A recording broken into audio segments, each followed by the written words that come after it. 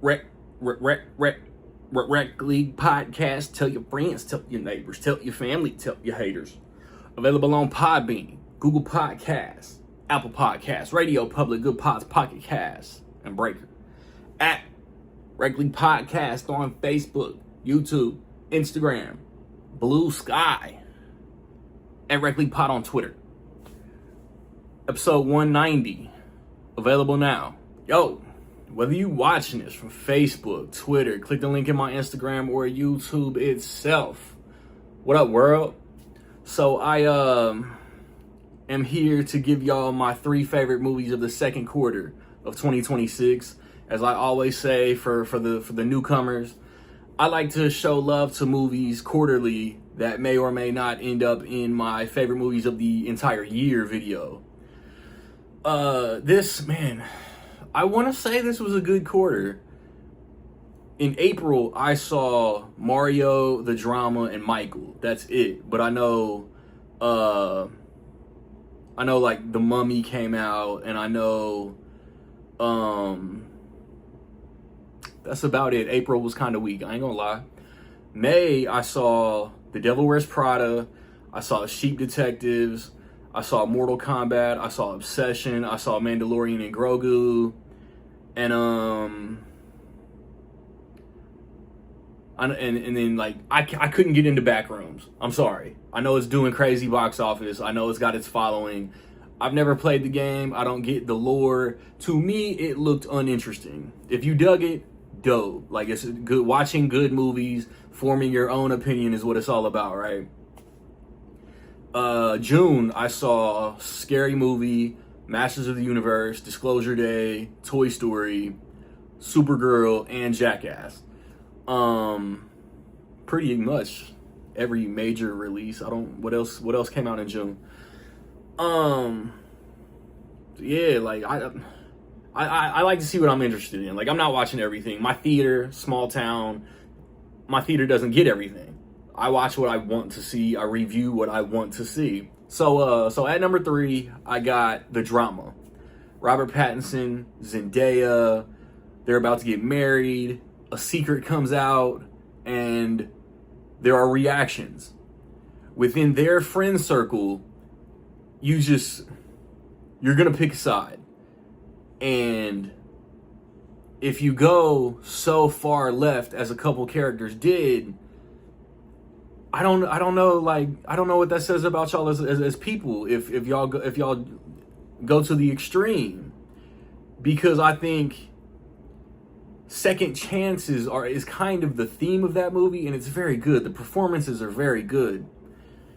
The story is very good, but there is some exaggeration. But it, like, at a point in life when things happen in this movie, and then the growth of said people, you know, it's interesting character study.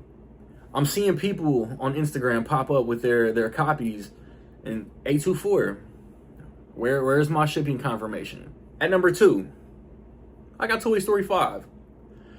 Not that Toy Story 4 was bad, but this was a major bounce back for the Toy Story franchise, in my opinion. It doesn't hit the highs of the original 3, but there are some very emotional beats.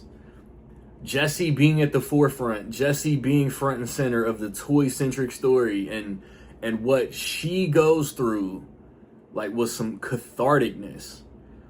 I was not Team Bonnie in Toy Story 4. In Toy Story 5, I was fully Team Bonnie. She asks a question within like the first 15 minutes that shattered me. And then what she goes through, and the discussion that this movie should make parents look in the mirror, and like, if I just give them electronics to shut them up, is that going to disable their social skills? Because I'm sorry, like, no matter how glued to our screens that we all of us always are, kids need to be able to look somebody in the eye and talk and play and create and grow. So like, I think the message for Toy Story 5 was maybe one of the best of the franchise. My favorite movie of the second quarter of 2026 is Disclosure Day. My favorite movie of the year, halfway through the year, Disclosure Day is my number one favorite movie this year so far.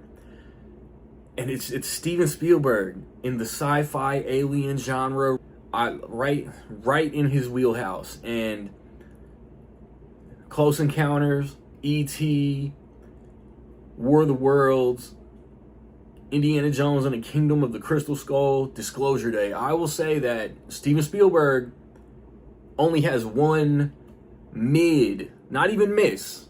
Crystal Skull is mid-tier alien movie, Spielberg, Indiana Jones, whatever. It's not bad. It's just not one of his greats. Emily Blunt. I am blanking on dude's name from Wake Up Dead Man. Colin Firth, Coleman Domingo. Strong cast, strong story. It got in my head and it made me think.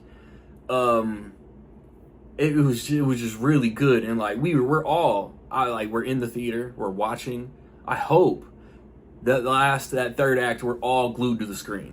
I was glued to the screen for the whole movie. I just really loved this movie. I hope you guys did too. But again, opinions are opinions. If you didn't like it, cool. Tell me what movies from April, May, and June that you did like. Mortal Kombat, Michael, Mario, Supergirl, Masters of the Universe, Scary Movie, whatever, Backrooms, whatever. Jackass, Best and Last. I want to know what all of y'all dug this quarter. Third quarter, Plug the Podcast. We just did the third quarter preview. We got Minions coming. We got live action Moana, new Christopher Nolan, The Odyssey, first movie after his Oscar, Spider-Man Brand New Day. We got One Night Only. We got Super Troopers 3. We got Mutiny. Fall 2. We got Resident Evil coming in September.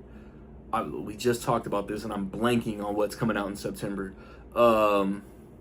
Right, Resident Evil is like my most anticipated movie for September.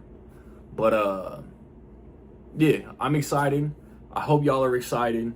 Hopefully we got a lot of good movies coming. I recently put up reviews for Jackass, for Supergirl, for Toy Story. Upcoming this weekend, I want to watch and review Minions and Monsters. Next weekend, live action Moana. That is the plan, man. So like, subscribe, comment. Find me where you find me, man. Don't know where to find me. Watch these credits.